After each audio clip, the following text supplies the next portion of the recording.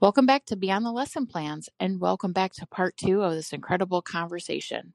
Last week, we heard what it was like for Sarah Beth and Sarah Lee growing up being homeschooled when it was still illegal here in Michigan. Today, we're continuing the conversation as they share what it's like to be homeschooling the second generation.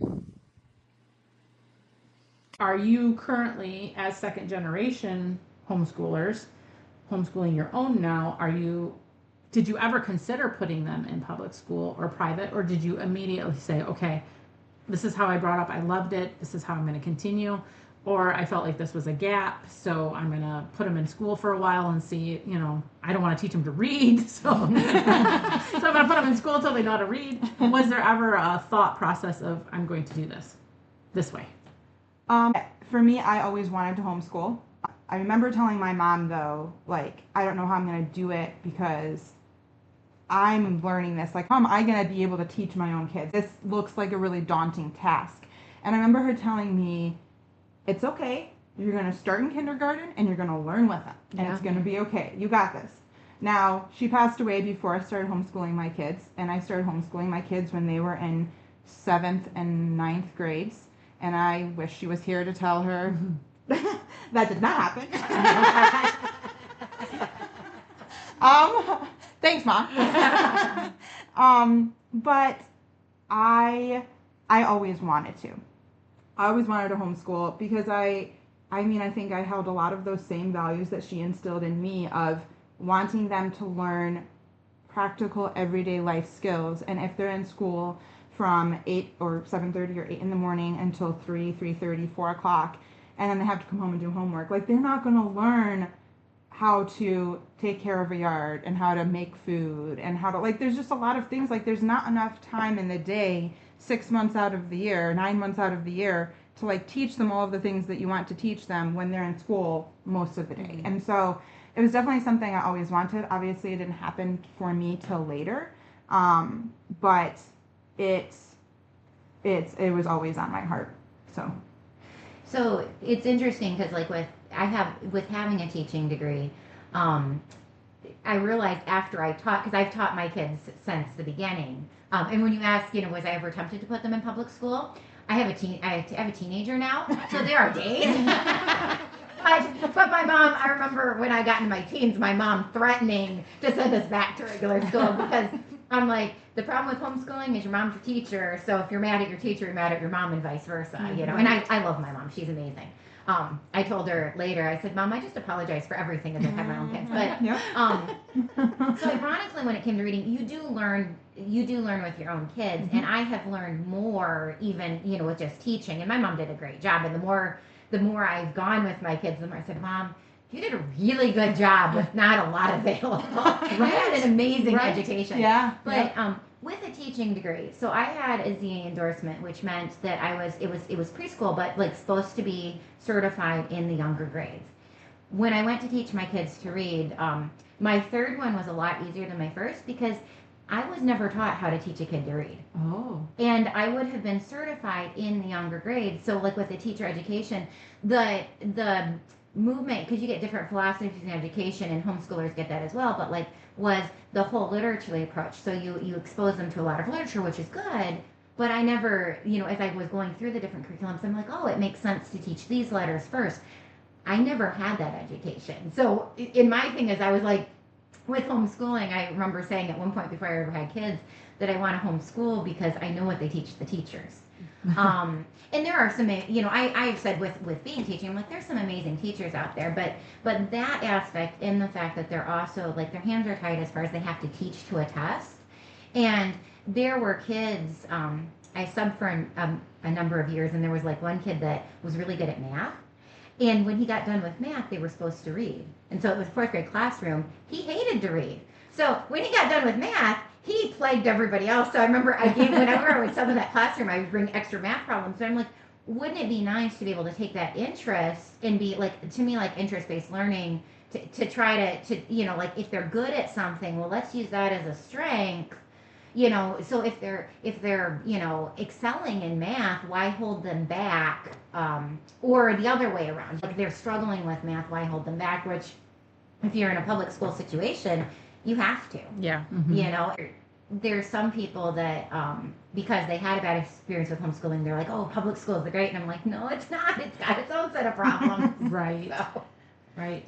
So did you feel that you currently are an activist or involved in any legislation that if it were to come out, and would you be on the steps of the Capitol saying no? So I worked in Lansing for 7 years, like for a state senator and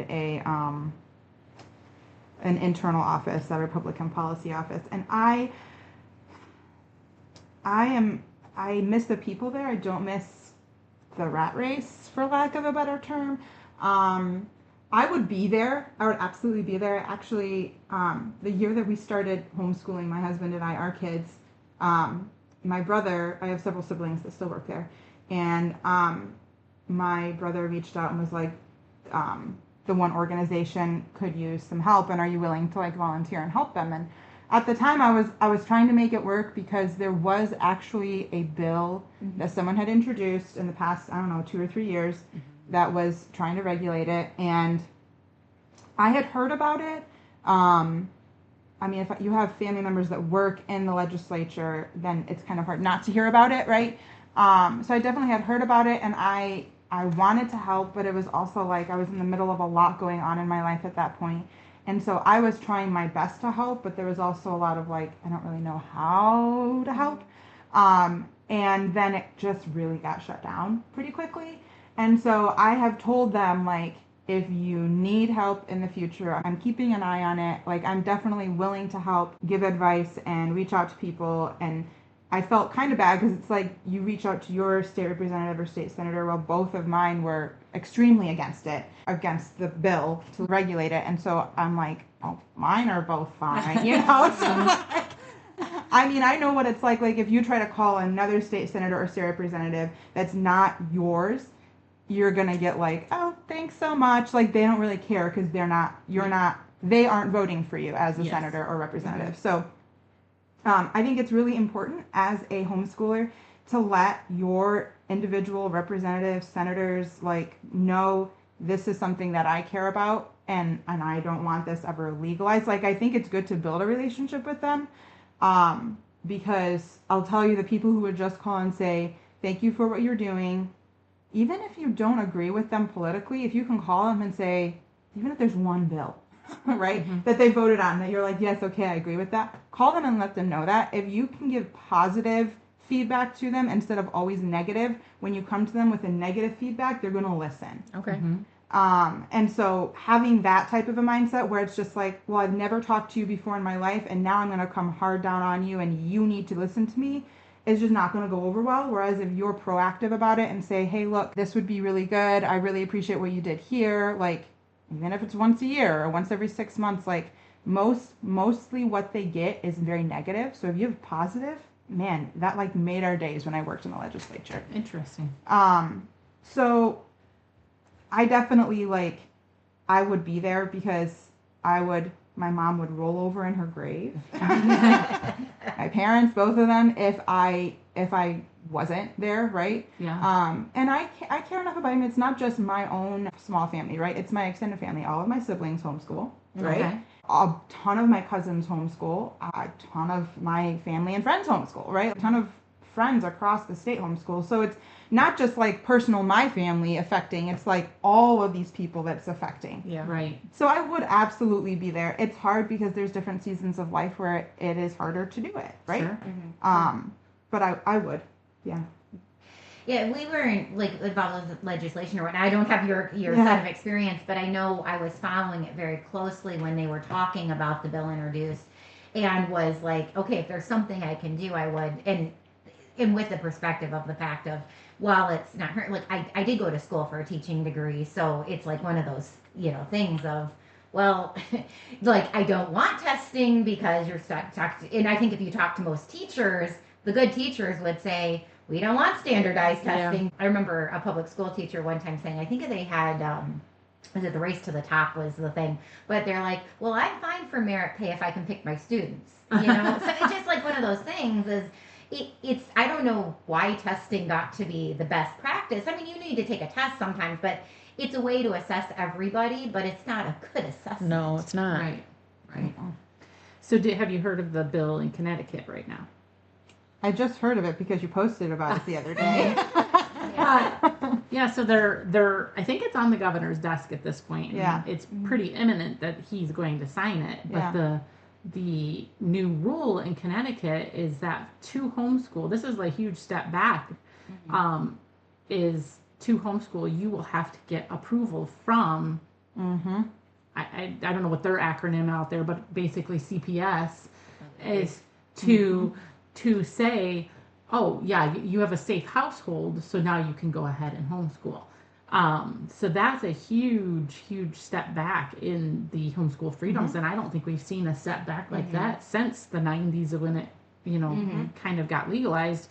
And that is a whole different world than, okay, now you have to test or you have to report to your local school district or you have to become a school, whatever, that's a huge difference of you now have to have your home inspected and you have to, that's a bad bill.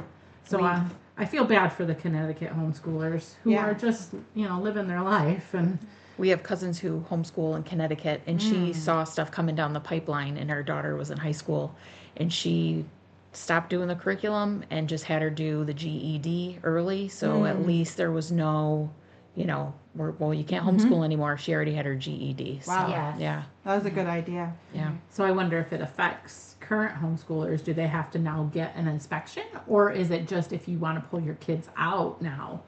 Do you have any idea? No, I don't. I'll have to ask her. Yeah. I would assume that it probably affects current ones, but Yeah, I haven't if they're looked at the gonna bill. pass that, it's sort of because Michigan was gonna try to do something with that, and I'm like, well, how are you gonna assess that? In the cases that they have, and you guys know this, the cases that they have in Michigan, I'm like, they weren't homeschooling. No, you right. know, Correct. the one that was with the freezer. I'm like, she was never homeschooling. CPS was involved with that and family CPS, already. Exactly. And I think she had somebody in her family that worked for CPS. And I'm Yeah. like, that's a failure of CPS. That's not. Yeah. She never homeschooled. Correct. Right. Yes. Right. And that is a huge thing. And I think the other reality is too, like if you don't homeschool, like if you're not doing it, like I was saying earlier, like there are tests along the way to be like, okay, this isn't happening, right? And that's where your family and friends have to come in. And most of these cases have already been involved with CPS. Yeah. Yes. That we're experiencing right now. And people just the government just doesn't think about that. No. It's very unfortunate. Do you have any clue how many second generation homeschoolers there are? I think, like in my group, and I mentioned, like the ATI, the Advanced Training Institute.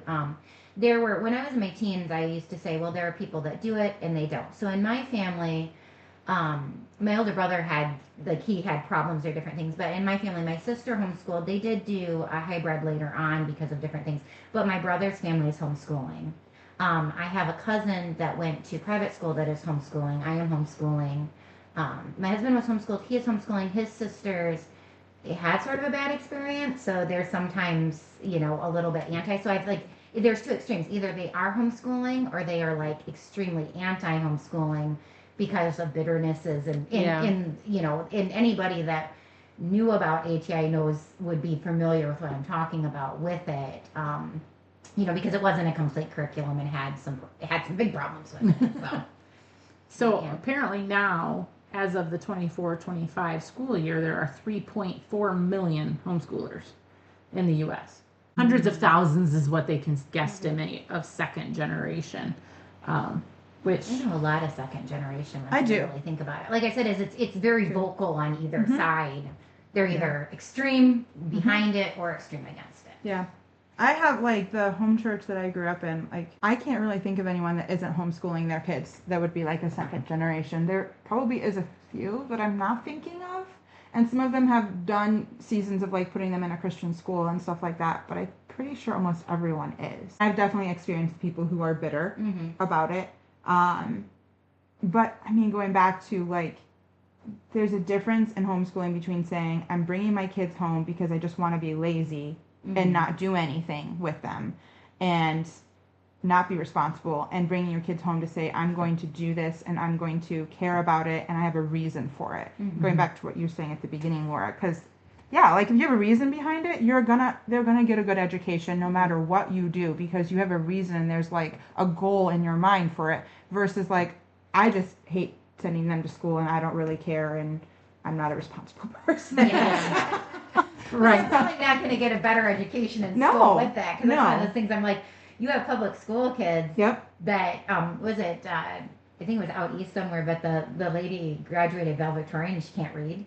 Oh, You know? geez. So it's like, well, statistically, Yeah. yes, you Right. have people that quote unquote homeschool Yes. that had a bad education, but I think too, like you have this attitude, like that the only way you can learn is in a classroom. Yes. And that is a very, like, I'm like, I don't know where they even, and it's very American because even if you look at other education Not the systems, same way. they're not the same way. We were like, if you put money and time at it, you know, like you have to mandate all of these hours, Mhm. they don't have better results. No.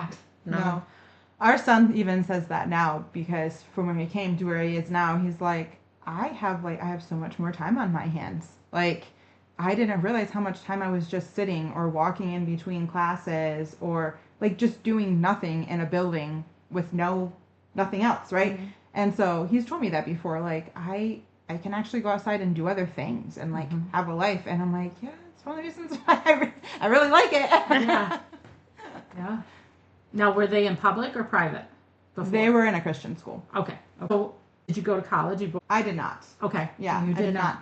I came straight out of high school. I already had a job when I was still in high school. I worked at a horse farm. And then I went from there and I had thought about getting a college education, but actually none of my other siblings have either. My sister is currently going to school to be a midwife. So that's been a lot for her. Like that is college education, right? Right. Like that's a lot right now. She's getting certified in it, but none of the rest of my siblings have. And my parents were very much of the opinion, if you're gonna go to school, if you're gonna go to college, have a reason to go to college. Like you need to have a career path you're gonna take.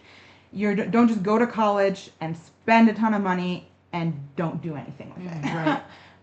And so all of my siblings, I mean, my siblings are very all hands-on type of people, and so they all went into different things like that. And then a couple of my older siblings started working in the legislature, and that's kind of how I got into the legislature, was through that. I mean, I did my own interviews, but they definitely made a good name for themselves there, so that it wasn't like, oh, this is someone we don't know off the street.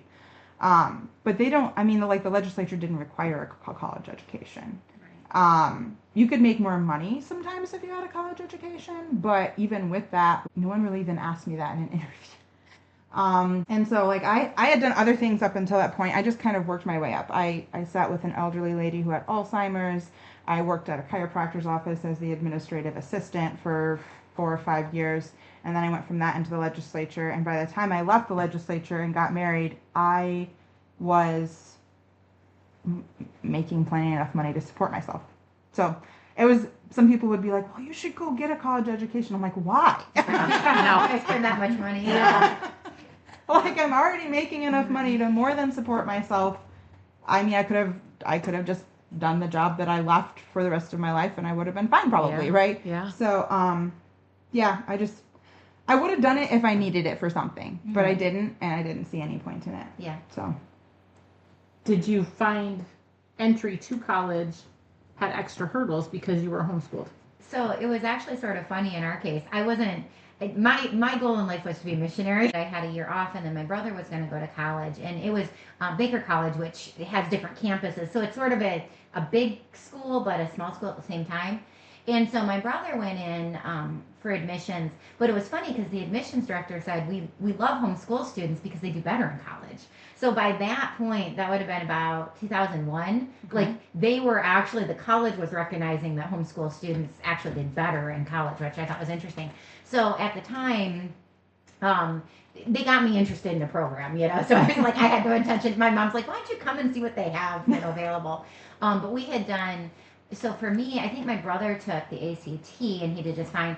I took the GED to get a graduate, and then I laugh because my brother is extremely brilliant, and so like my mom would teach science altogether. He's really good with science. I would read the science book, study, and barely pass, and he would not even study and get like. So I was constantly. My mom never did, but I was constantly comparing myself to him. But so when I took my GED, I actually it was funny because I actually took it with another gal from our church that homeschooled, and the guy giving the GED was like, "So what do you do?" It's like he was really interested in homeschool because like her math section, like she only missed one question on, and I aced the reading section. So we blew the scores out of the park. But yeah, so I think with mine, I had to do a placement test. But yeah, it was no problem getting into college. But we also, it was more of a local college. And I think Baker, I know they obviously were homeschool friendly because when we were going to college, there was a couple teens that were dual enrolled that were homeschooled. So they were it was very, very common thing because we all got good scores. So we were at like the dean's list and Right. all that other stuff. So Was it common practice for homeschoolers then to take the GED, or were your parents able to issue diplomas at that point? my parents issued a diploma, but they wanted us to have the GED, so we had a state recognized thing because I Okay. think that still came back from the just wanting to have accountability. Okay. From the early days that you were just like, well, I'm going to cover my bases so you don't run into. Okay.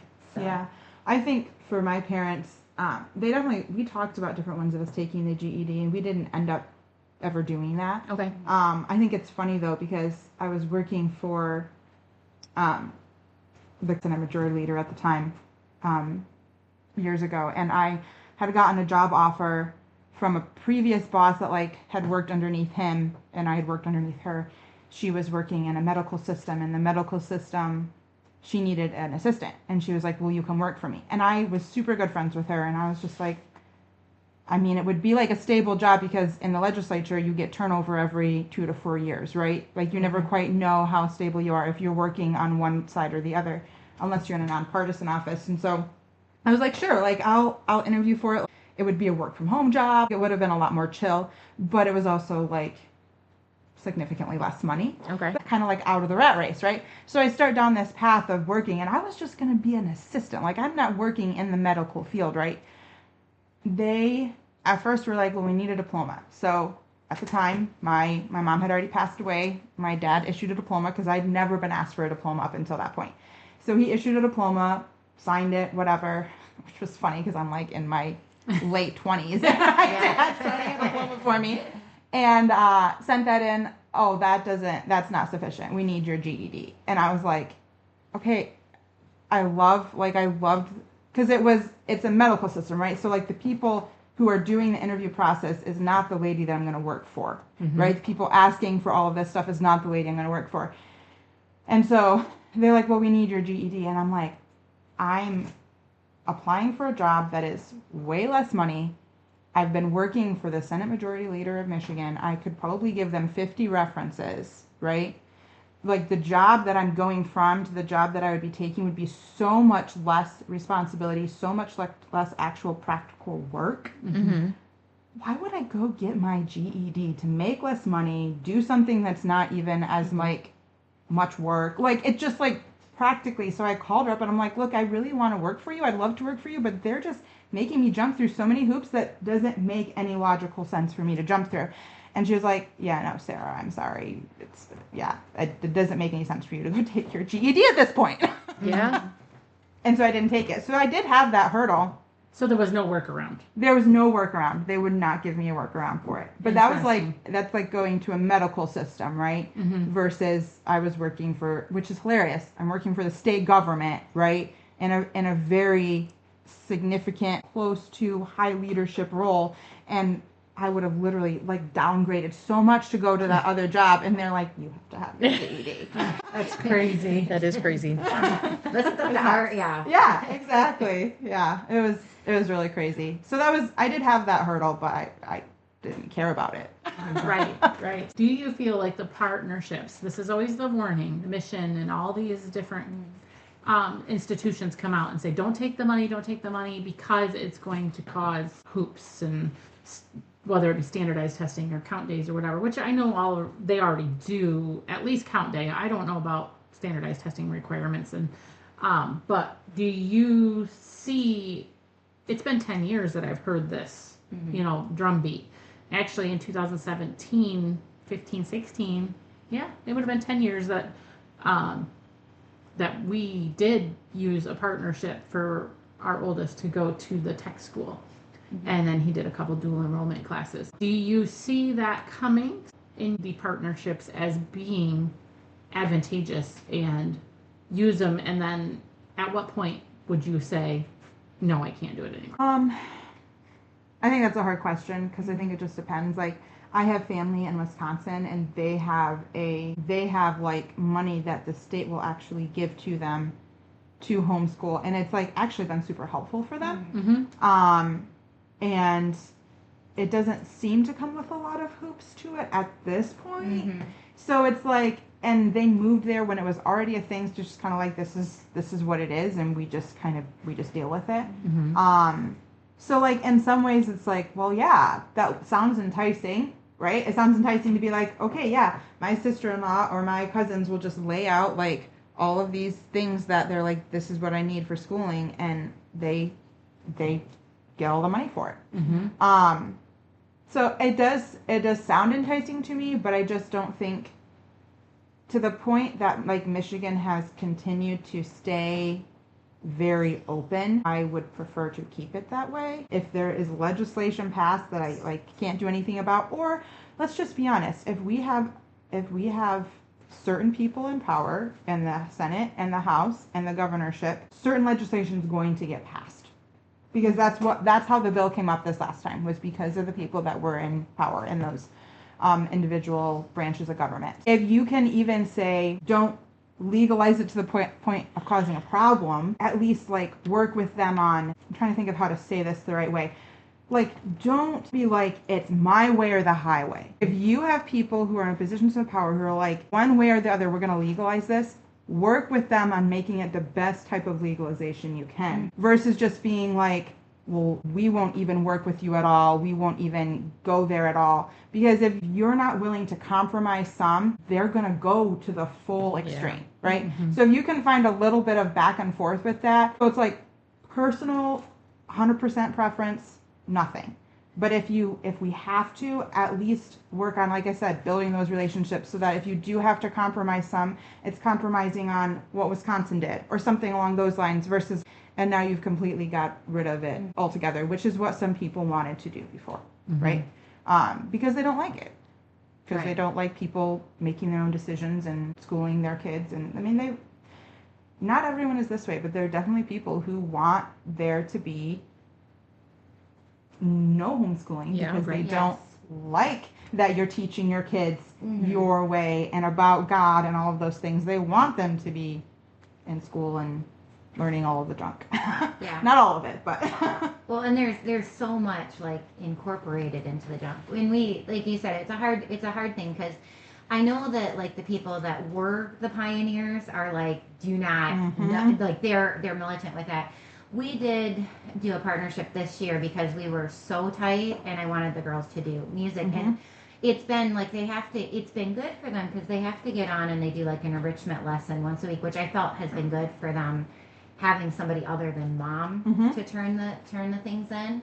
And then we did have to do count day, but it's been good for us. But yeah, it's like one of those things you're sort of like, because I get the other side too. And it is interesting because, like, in Michigan, you've got the hybrid schools and all of that other stuff. Like, I'm not a big fan of the hybrid schools, even though I can see it being, like, if you're looking at the viewpoint of what's best for the kids' education, there are sometimes, like, if you have somebody like mom's got cancer or something, their education's going to suffer, even if they're in public school, but sometimes it's good to have an option. But, yeah, for every option you have, sometimes you do away with some of the freedom. So it is a hard thing because and with legislation, I have seen families that just didn't do it. But yes, like I said, there are things in place to stop that, and so much available that it's yeah. And I want to say that with like a grain of salt too, because like I have close family that have used hybrid schools and have like done other and there's times for it. Yeah, and I don't think it's a bad thing, and I'm not like, oh my goodness, you're horrible. Like we even considered it. for a little bit with our kids. And then my husband was just like, I really want them to have like curriculum that is geared towards, it's not going to be perfect, but is geared towards teaching them Christ's view of history, like versus just very generic. And then I'm going to have to be like, okay, it said this, and now let's come back to what this actually means. Yeah. So, like I have, and they still use it and they highly recommend it, but like, everyone's different. And I don't think it's a bad thing. It's just, I think me personally, I'm like, you're going to get enough of that when you graduate from high school and go out into the world. And I don't think I want to shade my kids from it right now, because I think they need to know what is happening in the world and what the world is saying. And we have ways of teaching them that. But I also don't want to be like, oh yeah, let's just shove you out there and let you figure it out on your own. And I do see some of the hybrids are a great stepping stone. I see some of our co-op families that, okay, we want to pull them from public school, but we don't have a lot of confidence in our own ability. Yes. And so we're going to use that for a year. And, now we're feeling a little more empowered, and we're going to pull them out completely now. And so you do see kind of it being a little bit of a transition time for them. It is. Well, and for somebody that's like insecure, because like I have somebody that I know that was homeschooled, and their family went through a lot of terrible things, so I was like, your education suffered. But like, I know with her, she's like, I don't feel like I could homeschool. And I'm like, well, you could. I think sometimes if you realize, I can follow this, I can learn with my kids, but you wouldn't have that sometimes. I think that's the biggest thing, just learning with the kids. And I always love when people have gone to public school and they're like, I could never teach my kids. Then why are you putting them back into the same system that made you, like, you could never be empowered to do that. Yeah. It's a very fair point. And she always says, Erin always says that whatever, being weird or as a homeschooler or whatever, that is not just homeschoolers. No. You find weird people everywhere. they're weirder. They are weirder. Or antisocial people. Oh, or yeah. whatever, they're everywhere. It's not exclusive to homeschooling. Yeah. No. So. Yeah, and you get that stigma, like, what about socialization? But I did laugh. Sometimes I'm like, have you met my kids? Right. And they're not supposed to be socializing in school. Well, I have a neighbor that said that because her daughter is still in preschool, but she was saying, like, what about socialization? She's like, I was always told you're not at school to socialize. Yeah, exactly. I got in a lot of trouble for socializing in school. Report cards, likes. Well, it's such a thing. Like, our kids really struggled with like talking to their peers, or to be honest with you, like just talking to just about anyone. And we have worked a lot at like, okay, who are people that you admire that they can just go talk to anyone? Like, try to like follow that pattern, and we introduced them. We're not doing it at the moment, but we introduced them, like we started going to nursing homes. And the first few times we went there, man, they were just so awkward. Like, we don't know how to talk to them. Like, these are people who have dementia, who have Alzheimer's, who repeat the same thing over and over again, who are just sitting there and can't say anything. And like, you're going up and you smile at them and you say hello and you start a conversation. And I saw them grow so much in learning how to just go up and have a conversation, even if they couldn't talk back. And you could see visibly the smile and the light that would come on these older people's faces that are just so precious, that were once their age. And that's what I'd remind them of. Like, they were once your age. Yeah. You're going to be that someday, or something similar. They need to know that they're still loved and appreciated. My kids grew so much, and I loved seeing them do that. And now they can go up, like, sometimes more comfortable talking to older people. They are kids their own age. We're still working on the kids their own age part. But, like, I mean, I'm just thankful, because I'm like, that's going to serve you well. And that's something that my parents did. And I remember begrudging it to no end. Like, why do we have to do this? And I'm super thankful for it now. And I love seeing that has also, like, grown my kids in how they communicate and talk with people. So, yeah. Your son comes and talks to my old husband all the time. A little bit of dementia. It's okay, Bob. Too funny. Do you guys so when decided, okay, we're going to homeschool our kids, was it like really exciting to look at all the different curriculums? How did you guys kind of decide what you wanted to do? And what do you use? Yeah. It was funny because after, Bob Jones was the only thing, I was determined I wasn't going to use Bob Jones because I was very familiar with all the problems with it. It wasn't a good fit for me. So I remember, like, I think my oldest is about 3 because the homeschooling community, my husband actually ran a children's ministry that, like, did the children's ministry part of a bunch of the national homeschool conferences. So, you're involved in that. So we went and helped out at one, and I went to the curriculum, fair, and I was like, wow, there's a lot of stuff available. So we've done different things when they were in kindergarten, and we've switched up because not every kid learns the same way. So yeah, I have used a lot of different things. We've settled on, one of the things I love is anytime that I can teach them all together in a group. So like Mystery of History. Which I know Laura, she's I love Mystery of History. It is just such a great curriculum. So we do that for history, and then like whatever interest based. So we're not at this era, but if we're interested in something like YouTube, which was not around when I was a kid, and yes, you have to be careful with, but there is so much like just short little things. So like if you can't do an experiment, you can just find that in there. And then we've done. Answers in Genesis Science, or when they were in kindergarten, I'm like, what do you want to learn about? So we did like reading and arithmetic, and then after that, just like, what do you want to learn about? Little unschooling. Yeah. So I was like, well, and I hate the term unschooling because it sounds so awful. So I'm like interest-based learning, Child-led. Educational background like Montessori, which I do think they have some Montessori schools around, but the concept is to create a learning environment and scaffold and explore the kids' interest as much as you can, which I was always like, if I ever did have to send my kids to school, that's where I would go, because you learn, like, it's funny because statistically you learn better that way, even though we're like, America is totally, I read a thing on Finland schools recently, and like America is just Totally we're stuck in this rut, Yeah. because like Finland schools, they spend just as much time in music as they do in math. Which my kids, I have a kid that struggles in math, and so I was just like, because as a homeschool mom, like especially if we have some family members that were just like, anti-homeschooling, and so then you feel like yourself of like, oh no, am I doing this right? Even though I have a teaching degree, but I was like, you know what, you learn at your own pace, and if you're learning so I've switched curriculums. We did Right Start when they were younger, which was great, but it was very teacher intensive. So with my one kid that struggles in math, we've switched some things around. But I'm trying to think. Yeah, so we've used a hodgepodge of different things.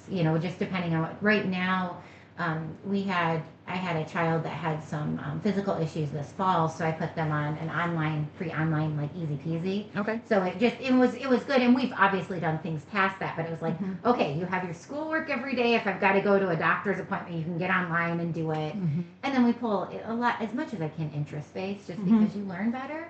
And I figure the best thing I can teach my kids is how to learn. Right. Because there's a lot of people that are like, I can only learn in a classroom. Like with college, I'm like, there are things that you need a college degree for, but there's so much that it's like, I know people that are self-taught that know more than the person that graduated from college with this degree, because it's just like, it's like an attitude of like, well, I can't learn unless, I'm like, if I can teach my kids how to learn, I've done the best, best thing for them. Yeah, for sure. For our kids, like I said, they didn't start till 7th and 9th grade homeschooling. So that was a whole new realm for me because, to your point, like there was only so many curriculums available. And then I went, 15 years without really having anything to do with what was going on with curriculum. And so it was very overwhelming for me to be like, okay, what are we going to choose for them? And I also am very much a firm believer in like you need to play to their strengths. And so we've been using teaching textbooks for math because I told my husband like our daughter was struggling with math, and that's no fault of the school. It's just something she was struggling with. And so I told him like this really helps me. I'd like to try a year or at least a few months and see how it goes for her. And she just blossomed in math. Like she does it all on her own. She pretty much never asks us questions anymore. She actually told us it's her favorite subject, which I'm like, oh.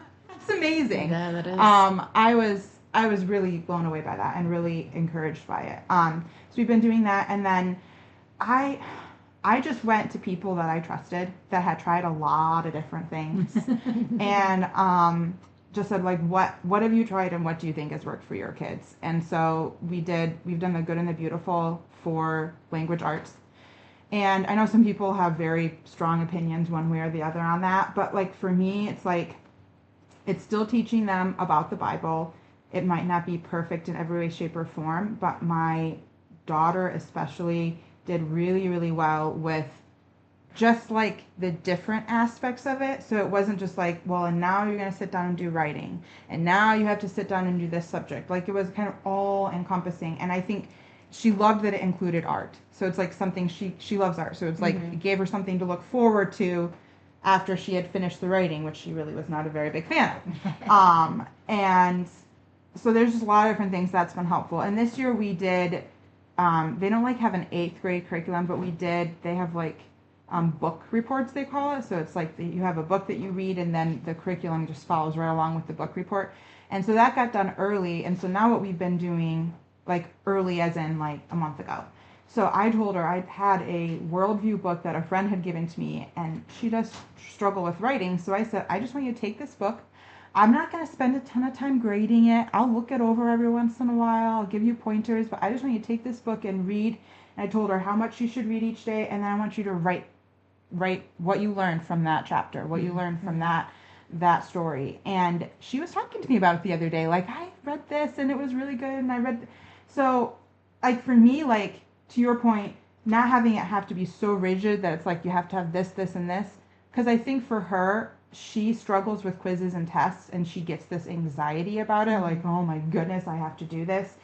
And whereas for this, it's just been, like, she had the quizzes and tests the first, 6 months of the year, and now it's like, I just want you to write and, like, learn to love to write. Because our son loves writing. He has no issue with it.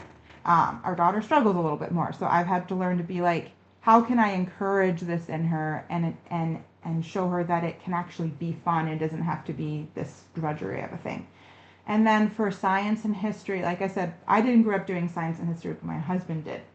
And so he was like, I really want to do this. And I said, I don't disagree with you. So we've been doing master books with science and history, and I've really liked it. I actually told my daughter the other day, because she struggles with those two subjects.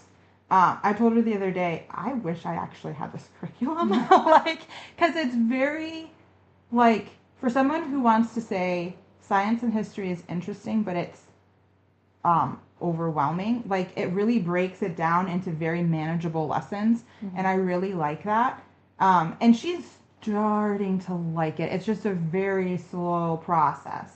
And I tell her quite often, like, the reason why you don't like it, though, is because, like, you just don't think it's important. And so it's not really going to matter what curriculum I give to you. If you don't think it's important, then you're not going to like it. Here, let me explain to you why it's important, why it makes a difference. And then just going about life, I'll tell her, like, we do this thing or we do that thing. And she'll be like, huh. And I'm like, this is why science is important.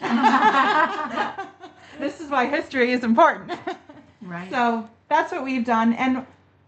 And then our son is also taking college classes through SophiaLearning.com. Okay. And he's done really well on those. Like, there's been some ones that have been challenging for him.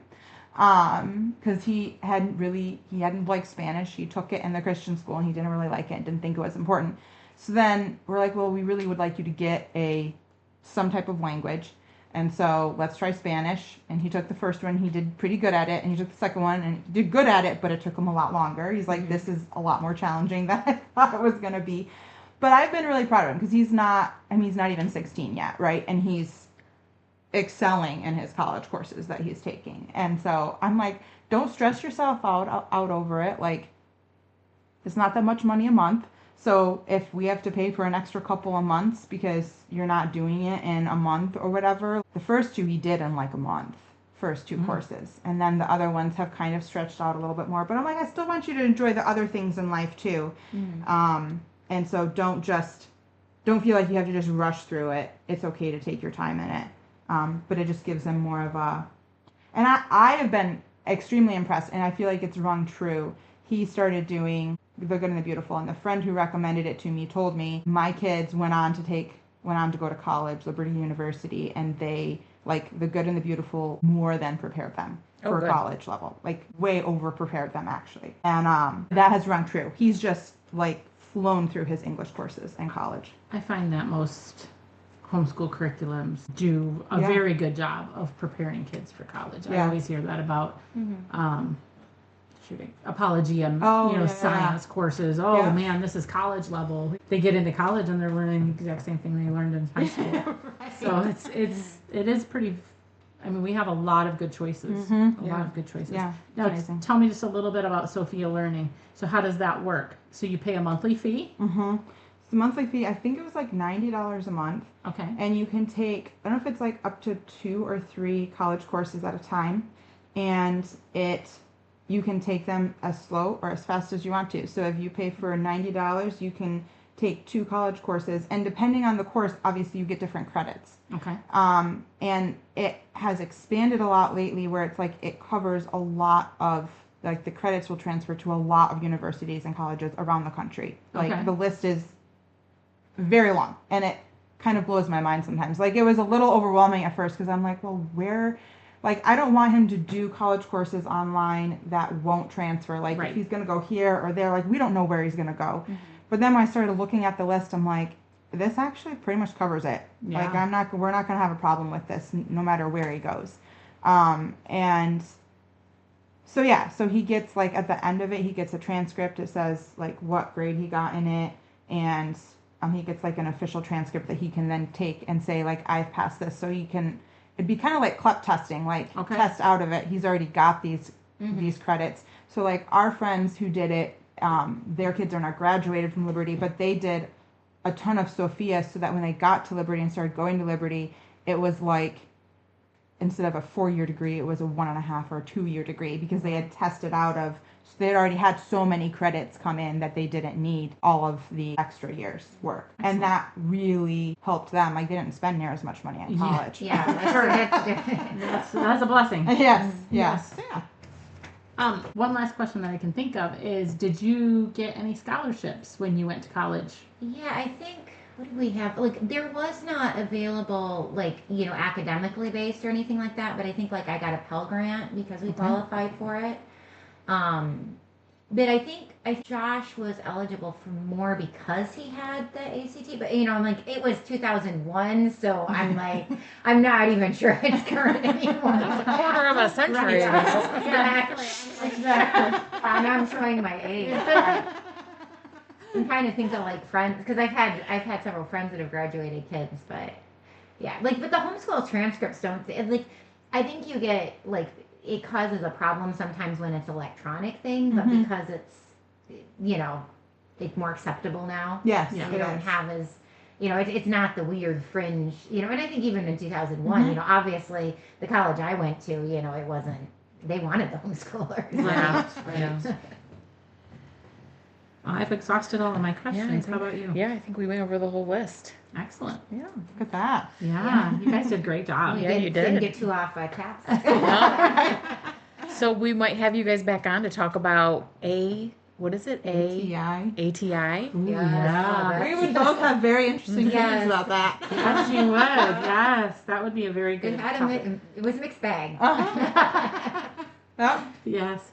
Well, we've talked a lot about even you go on to social platforms such as like Reddit or and the homeschooling vibe there, and They're very anti-homeschool. Yeah. Very anti-homeschool. and it's so interesting to me because I don't have that same view, and so what happened? Like where was the breakdown? But like you said, there are a lot that that went through it and got no education. Yeah. But I have to go, like, I don't want to be insensitive to people, but there are the same exact problems, In if public worse, school. if not worse, in public Oh, yeah. school. So do we see public schoolers, I'm sure there are activists out there trying to shut down public schools. Do you know what I'm saying? Because there's abuse, there's sexual abuse, physical abuse, there's neglect as far as their education goes. The school system is failing people. So at some point, and I don't want to be insensitive, but at some point you have to say, I'm now responsible for whatever happened to me in the past. It's terrible, but I have to move forward, and we're gonna figure this out. I think too it comes from one of those things. I think most of the people that I know, the son went through 6th grade in school. So like, and then started homeschooling. So for him, yes, he saw the family struggled. So he saw the drawbacks and the benefits, but he also went to public school. So he gets it, where his sisters that they had bad experience, they had a lot of family things that happened. They were homeschooled the whole time, so they have no clue. Like, like it's just a totally different, because they don't have anything to compare it to. Where he's like, well, yeah, public school's got its problems because I came out of the public school. Yeah. And then he was homeschooled through high school, compared to, if you go through, and it's perspective too, Yeah. So.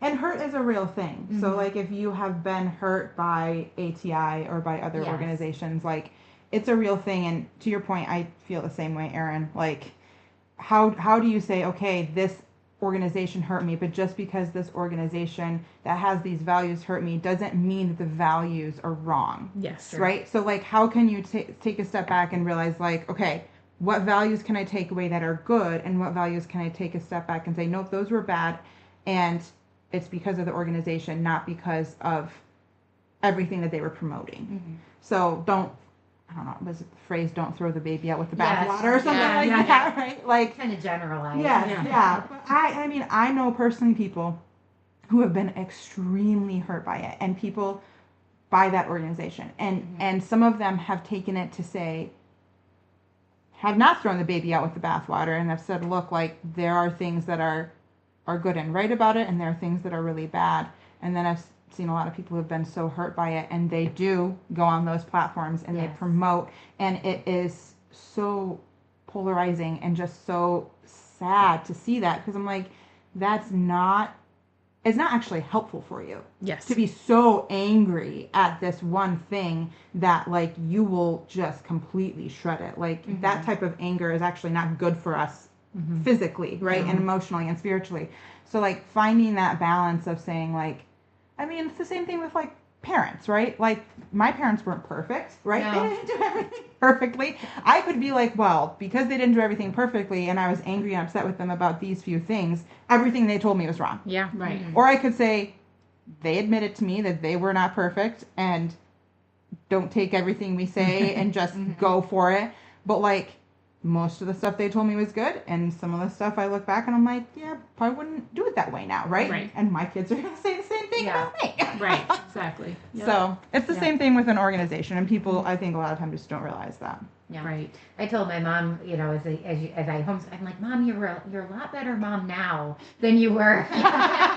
Which my mom's great, but Yes. I think too, like, one of those things, like, when you are bitter or whatnot, or I was always, like, to a certain extent, I think people that are homeschooling, they don't have time to get on Reddit and back off it. If you have time to go and argue with a bunch of people on the internet, you probably don't have much of a life. And I'm sorry, that's like a little funny. It's so true. Well, thank you, ladies, for coming. I learned a lot today, and I appreciate you taking some time out and coming to sit down and chat with us. Yeah. And I hope you'll come back. Yeah, thanks for having us. Thank you so much.